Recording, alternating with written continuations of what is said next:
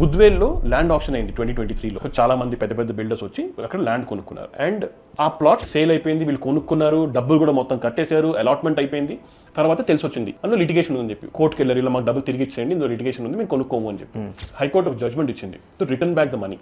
What you say to an investor, to a buyer, అసలు ఎలాగా protect చేసుకోవాలి? ఈ పర్టిక్యులర్ సిచ్యువేషన్లో గవర్నమెంట్ పే చేయాలి. వాళ్ళు ఆప్షన్ చేస్తారు. ఐదర్ సైడ్ ఆఫ్ ద పార్టీకి మీరు వాళ్ళకి ఇవ్వాల్సింది ఇవ్వలేదు అనుకోండి, మీ నెక్స్ట్ ఆప్షన్ మీద మీకు కాన్ఫిడెన్స్ రాదు మిగతా ఇన్వెస్టర్లకి. ఇట్లా జరుగుతుందండి. ఇండియాలో సిస్టమ్ ఏంటంటే ప్రిజంప్టివ్ టైటిలింగ్ అని ఉంటుంది. ఓకే, గవర్నమెంట్ ఏమంటుందంటే మీరు కొనేటప్పుడు ఈ ప్రాపర్టీని నేను వెరిఫై చేయను ఎవరు ఓనర్ అని. గవర్నమెంట్ స్టాంప్ డ్యూటీ తీసుకుంటుంది, 2 పార్టీలు ఎంగేజ్ చేశారు అంటుంది. అంతేగాని ఇతనే ఓనర్ అని నేను వెరిఫై చేశాను అని అంటలా. ఎందుకంటే ఓనర్షిప్ వ్యాలిడేషన్ కాదు అది. ఓకే, 2 పార్టీలు ఒక బిజినెస్ డీల్ చేశారనేదే సేల్ డీడ్ అంటే మీనింగ్. కాంట్రాక్ట్ ఎంటర్ అయ్యారు అంతే. ఇప్పుడు ఈ ఆప్షన్ అది మనం చాలా వరకు హైదరాబాద్ గ్రో అయింది ఈ ఆప్షన్స్ మీద. అవును, ఈ ఆప్షన్స్ లో ట్రెమెండస్ అమౌంట్ ఆఫ్ మనీ వస్తుంది గవర్నమెంట్ కి. దాని మీద ట్రస్ట్ లేదనుకోండి, అంటే 1 year అగోనే మీరు కూడా ఉంటారు 1 acre 100 crores గో ఎంతో సెల్ అయిందని.